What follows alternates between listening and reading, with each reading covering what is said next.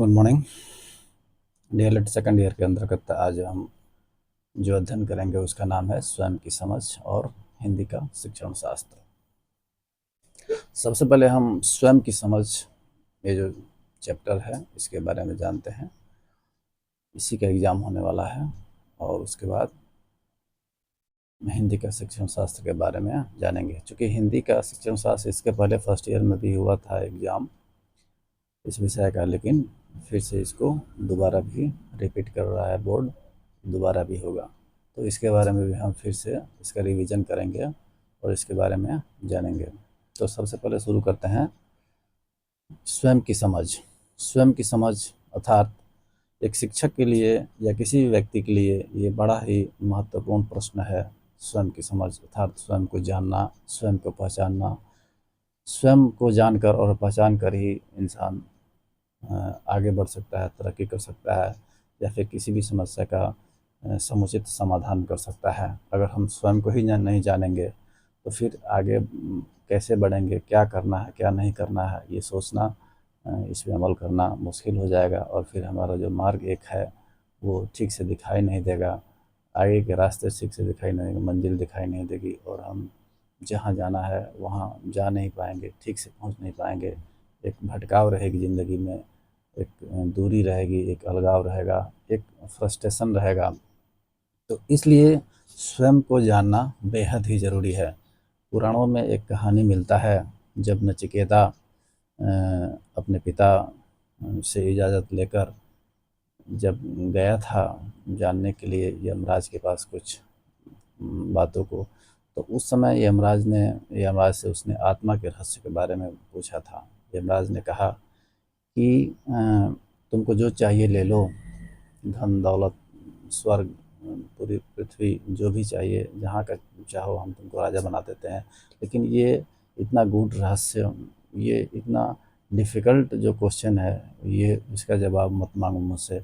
लेकिन नचिकेता जो है अपनी बातों पे अड़ा रहा और फिर लास्ट में यमराज को इसका उत्तर देना पड़ा कि आत्मा क्या है। तो उन्होंने बताया था कि आत्मा ना जन्म लेती है ना मरती है, ये अजर अमर अविनाशी और एक तरह से इसका कभी खात्मा नहीं होता है। ना पानी इसको गला सकती है, न आग इसको जला सकती है, इत्यादि बातें उन्होंने सब बताई। तो आत्मा के रहस्य को जानकर फिर वो लौटे और फिर उनके अंदर एक बहुत बड़ा चेंजिंग भी हुआ। इस तरह से हमारे देश में या विदेशों में बहुत ऐसे महापुरुष हुए हैं जो स्वयं को जानकर काफ़ी आगे उनकी प्रसिद्धि हुई है, काफ़ी नाम हुआ है, काफ़ी नेम में फेम हुआ है और आज उनको भगवान की तरह पूजा जाता है। जैसे कुछ हम उदाहरण लेंगे, गौतम बुद्ध को ही लीजिए। गौतम बुद्ध जब घर से निकले थे तो पहले तो वो राजा थे, एक राजा के पुत्र थे और रात के समय में अपनी पत्नी और अपने बच्चे को छोड़ के वो घर से निकल गए थे, स्वयं के खोज में ही, ईश्वर के खोज में, स्वयं के खोज में, अपने आप को जानने के लिए। एक राजपाट, एक बहुत बड़ा साम्राज्य, एक राज्य छोड़ के वो चले गए थे और काफ़ी दिनों तक कठिन तपस्या करने के बाद गया में जो हम पढ़ते हैं, एक वृक्ष के नीचे उनको ज्ञान मिला और उस ज्ञान के बाद उनका मार्ग बदल सा गया और एक तपस्वी की ज़िंदगी उन्होंने जिया और उनके काफ़ी लोग अनुयायी हुए। हालांकि शुरू-शुरू में उनको परेशानी तो हुई, उनके शिष्यों की संख्या भी कम थी, लेकिन जैसे-जैसे वो समय बढ़ता गया, उनकी प्रसिद्धि बढ़ती गई और देश-विदेश में आज की डेट में भी उनको पूजने वाले, उनको मानने वाले करोड़ों लोग हैं और प्रतिवर्ष उनके लिए बहुत सारे कार्यक्रम भी आयोजित किए जाते हैं। महावीर का नाम हम जानते हैं। महावीर भी स्वयं की खोज में, ज्ञान की खोज में घर से निकल गए थे और उनको काफ़ी वर्षों तक लगातार परिश्रम और तपस्या करने के बाद उनको ज्ञान की प्राप्ति हुई और आज भी उनके लाखों लोग अनुयायी है। पुराणों में हम ये भी पढ़ते हैं, भगवान श्री राम, भगवान श्री कृष्ण इत्यादि देवता जो हैं उनके बारे में भी हम जानते हैं। उनका एक तरह से जन्म तो हुआ है, लेकिन वह ईश्वर के स्वरूप में आज भी उनको पूरी दुनिया पूजती है, मानती है, जानती है और प्रतिदिन उनके लाखों करोड़ों लोग उनके भक्त बन रहे हैं, उनके शिष्य बन रहे हैं। तो जितने भी महापुरुष हुए हैं और ऐसे ऐसे लोग हैं जो आज के डेट में करोड़ों लोगों द्वारा पूजे जाते हैं। महात्मा गांधी को ही लीजिए। महात्मा गांधी एक महापुरुष थे जिनका जन्म 1848 ईस्वी में हुआ था, लेकिन आज बच्चा बच्चा उनको जानता है, मानता है। देश की आज़ादी के लिए उन्होंने क्या नहीं किया। बैरिस्ट्री की पढ़ाई छोड़ के, पूरी करने के बाद बैरिस्ट्री छोड़ के, वकालत छोड़ के वो देश की लड़ाई में एक सीधे सादे भेष में वो कूद पड़े और लड़ते लड़ते देश को आज़ाद भी कराया। लेकिन एक व्यक्ति द्वारा उनको, जिन्हें नाथूराम गोडसे कहा जाता है, मार दिया गया। इसके अलावा भी बहुत सारे ऐसे महापुरुष हुए जो हमारे देश में बहुत सारे सुधार किए नारी शिक्षा के क्षेत्र में, समाज सुधार के क्षेत्र में, और उनका नाम आज अमर है और सारे लोग उनको याद करते हैं। तो जब हम स्वयं को समझ जाएंगे तो हम जान जाएंगे कि हम क्या हैं, हम कितने पानी में हैं, हमारी क्या काबिलियत है, हमारी क्या पर्सनालिटी है। और तब हम जब कोई काम करते हैं तो उसमें हमें एक प्रसिद्धि मिलती है और ये जानने का मौका भी मिलता है कि कहाँ कमी है और कहाँ मुझे ध्यान देना चाहिए। तो इसी परिप्रेक्ष्य में हम देखेंगे स्वयं की समझ में एक शिक्षक की क्या भूमिका है। चूँकि हम डीएलएड के अंतर्गत डीएलएड करने के बाद शिक्षक ही बनेंगे, तो शिक्षक बनने के बाद हमारी क्या जिम्मेवारियाँ हैं और बच्चों को हमसे क्या अपेक्षाएं हैं और हमें क्या करना चाहिए, इस विषय में हमको जानना है। तो स्वयं की समझ में हम ये जानेंगे कि सबसे पहले एक शिक्षक का क्या रोल है, एक शिक्षक का क्या कर्तव्य है। तो एक शिक्षक जो होता है समाज का आईना होता है, वो एक दर्पण होता है, वो एक मार्गदर्शक होता है। जैसा वो कहता है वैसा ही लोग बच्चे उसको फॉलो करते हैं और फिर वो बच्चे बड़े होते हैं और बड़े होकर भी उन बातों को फॉलो करते हैं। और इस तरह से एक शिक्षक की भूमिका जो हम देखते हैं एक बहुत बड़ी भूमिका हो जाती है। एक छोटे से छोटे पोस्ट से लेकर एक बड़े से बड़े पोस्ट तक जो शिक्षक होते हैं वही उस बच्चे के अंदर वो गुण भरते हैं और फिर गुणों के आधार पर तैयारी करके, परिश्रम करके वो बच्चा आगे बढ़ता है और छोटे से लेकर बड़े बड़े पोस्ट तक पहुंचता है, इंजीनियर बनता है, बड़े से बड़ा इंजीनियर, बड़े से बड़ा डॉक्टर, बड़े से बड़ा ऑफिसर और बड़े से बड़ा बिजनेसमैन इत्यादि। और फिर वो अपने देश वासियों के लिए, अपने देश के गरीब, वंचित, दलित लोगों के लिए या सबके लिए एक बड़ा ही सराहनीय और अच्छा कार्य करके संसार में अपना नाम रोशन करता है।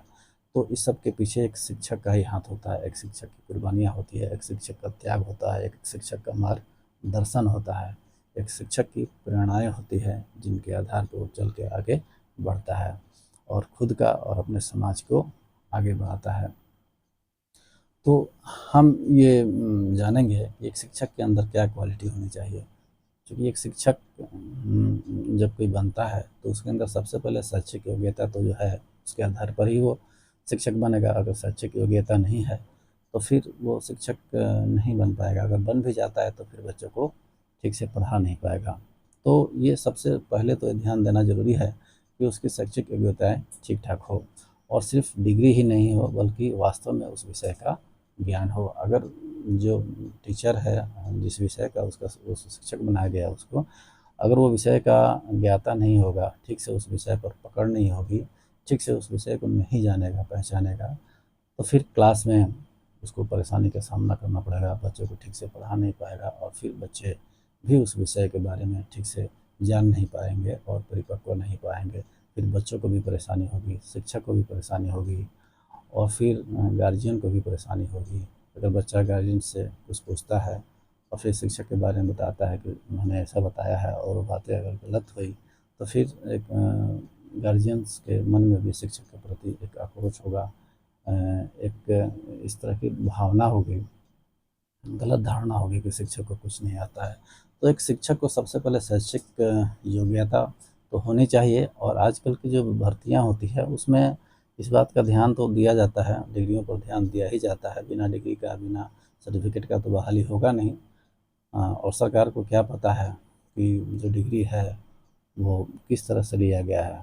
तो मायने ये नहीं रखता कि डिग्री ही सबसे बड़ा चीज़ है, मायने रखता है कि उसके अंदर की योग्यता क्या है। वास्तविक योग्यता होनी चाहिए, पढ़ाने की क्षमता होनी चाहिए, उसका जो स्किल है, जो विषय पर पकड़ है वो मजबूत होना चाहिए, और उसके अंदर ऐसी प्रतिभा होनी चाहिए कि बच्चे अट्रैक्ट हों, बच्चे के अंदर एक आकर्षण पैदा हो, अट्रैक्शन हो उस शिक्षक के प्रति, और जब शिक्षक जाए तो एक आदर सम्मान के साथ और शांति से और गंभीरता से उन शिक्षक की बातों को बच्चे सुने, समझें, अपने जीवन में उसको उतारें, ग्रहण करें और उसको अपने व्यवहार में उतार कर आगे बढ़ें और समाज में प्रतिष्ठा पाएँ, और फिर अपने से छोटों को भी उसको सिखाएँ। तो इस तरह से हम देखते हैं कि शिक्षक वास्तव में एक दर्पण का काम करता है। जैसे हम दर्पण में जैसा देखते हैं हूबहू हमारा ही चेहरा दिखाई देता है, उसी तरह से एक शिक्षक जो किसी शिष्य को बताता है तो वो बच्चा भी उनके बताए हुए मार्ग को हूबहू फॉलो करता है, या फिर अगर उसमें कुछ चेंजिंग करता है, लेकिन एक बेस जो उनकी बातें होती है उस पे वो ज़रूर अमल करता है। तो शैक्षिक योग्यता के बाद स्वयं की समझ में ये जानना ज़रूरी है कि हमारे अंदर और क्या-क्या योग्यताएँ हैं। अगर कोई टीचर सब चीज़ जानता ही है, विषय का ज्ञाता भी है, और स्कूल में जाने के बाद, क्लास में जाने के बाद बच्चों को डाँटता है, मारता है, पीटता है, अच्छा व्यवहार नहीं करता है, तो बच्चे एक डरे में रहेंगे, कुछ पूछेंगे नहीं, कुछ जानेंगे नहीं, कुछ एक्टिविटीज़ नहीं होगी, और बच्चे डर के मारे कुछ बोल नहीं पाएँगे और फिर कुछ सीख नहीं पाएँगे। तो फिर ऐसी योग्यता का क्या फ़ायदा कि शिक्षक के पास बहुत सारी डिग्रियाँ हो, बहुत सारी योग्यताएँ हो, और वो क्लास में जाने के बाद उससे कोई बच्चा उनको फ़ॉलो ही नहीं करे, कुछ सीखे नहीं, कुछ जाने नहीं, ये कुछ बता नहीं पाए, और बता भी अगर दें तो बच्चे उसको ग्रहण नहीं कर पाएँ, तो फिर ऐसी योग्यता से क्या फ़ायदा है। तो ये ज़रूरी है कि हम स्वयं को जानें कि हमारी योग्यता क्या है, हमारे अंदर हमारा व्यक्तित्व क्या है। व्यक्तित्व का मतलब ये नहीं कि कोई बाहरी आकर्षण हो, शर्ट पैंट कोई व्यक्ति पहना हुआ हो तो बहुत ठीक हो गया। व्यक्तित्व एक संपूर्ण गुणों का एक मिश्रण है, एक संपूर्ण गुणों का एक संग्रह है, जिसमें उसके आंतरिक गुण है, उसके बाहरी गुण है, सबको मिलाकर इंसान का एक व्यक्तित्व बनता है। जैसे उसकी अच्छाई, उसकी ईमानदारी, उसकी सच्चाई, उसके अंदर जो दया की भावना है, उस करुणा की भावना है, उसके अंदर क्या-क्या क्वालिटी है, उन सारी बातों को देखा जाता है कि व्यक्तित्व के अंदर। वो कैसे बोल रहा है, वो कैसे लोगों के साथ व्यवहार कर रहा है, बच्चों के साथ कैसा व्यवहार कर रहा है, कैसे ट्रीट कर रहा है बच्चों को, इन सारी चीज़ों को देखा जाता है। बच्चे अगर नहीं जान पाते हैं, कुछ नहीं सीख पाते हैं, बहुत सारे बच्चे कमज़ोर होते हैं, तो वैसी परिस्थिति में उस शिक्षक का ये दायित्व है कि उसको अलग से थोड़ा-सा समय दे, या क्लास में ही थोड़ा-सा विशेष समय दे, क्लास के बाद भी उस पे थोड़ा-सा फ़ोकस करे और फिर उसको आगे लाए, सारे बच्चों के साथ मिल के उसको सारे बच्चे जान जाएँ, उसको पहचान जाएँ और एक-दूसरे के साथ सहयोग करके वो आगे बढ़े। तो ये सब क्वालिटी भी आनी चाहिए, खेल के माध्यम से भी बच्चों को सिखाया जाए। अगर बच्चों को सिर्फ़ किताबी ज्ञान देना ज़रूरी नहीं है। आज के डेट में बहुत सारे बच्चे पढ़ लिख कर भी नासमझी वाला काम करते हैं, सुसाइड कर लेते हैं, तरह-तरह के जो घटनाएँ हम देखते हैं, सुनने को मिलता है। तो उसके पीछे यही रीज़न है कि शिक्षक का एक व्यक्तित्व, बच्चे का व्यक्तित्व, गार्जियन का व्यक्तित्व, ये सब मायने रखता है। संस्कार भी बहुत बड़े मायने रखते हैं। अगर हम बच्चे को शिक्षा के साथ-साथ अगर संस्कार भी देंगे, तो आगे चल के वो बच्चे कभी-कभी समस्याओं से जब ग्रसित होगा, तो वो होपलेस नहीं होगा। जब होपलेस नहीं होगा, तो वो उन समस्याओं से उबरना जानेगा, उन्हें उन समस्याओं से निकलना जानेगा, और उस समस्याओं से निकल कर फिर वो आगे बढ़ेगा। और यही संस्कार, और उसके अंदर कोई पेशेंस नहीं होगा, उसके अंदर कोई धीरज नहीं होगा, तो फिर क्या होगा कि वो किसी छोटी से छोटी समस्या पर भी, मुसीबत पर भी वो टूट जाएगा, अंदर से बिखर जाएगा और फिर कोई गलत कदम उठा लेगा। तो एक शिक्षक का ये भी कर्तव्य है कि वह एक बच्चे के अंदर संपूर्ण गुणों का समावेश कराए, हर चीज़ को बताए, संस्कार बताए, शिक्षा बताए, नैतिक शिक्षा के बारे में बताए। मोरल वैल्यू भी बहुत ज़रूरी है।